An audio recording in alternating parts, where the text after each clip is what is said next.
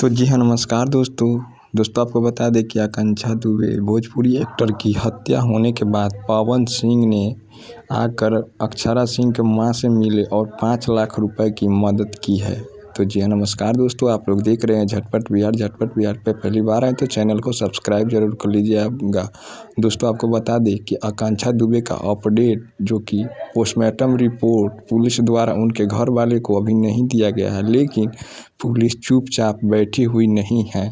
आकांक्षा दुबे के मौत को सच्चाई जानने के लिए उत्तर प्रदेश की पुलिस ने मुंबई तक की सफ़र तय करने की कोशिश कर रही है और समर सिंह अभी पकड़ा नहीं गया है, ये आप लोग भी जानते हैं। लेकिन उनको हर रिश्तेदार और उनको अपने परिजनों को वहाँ पे उसका ठिकाना देख रही है पुलिस। और आकांक्षा दुबे को मदद करने के लिए पवन सिंह ने 5 लाख रुपए का मदद किया है और बोले कि केस लड़ो, इसमें जितना भी खर्चा होगा हम लोग करेंगे और उसका मदद करेंगे।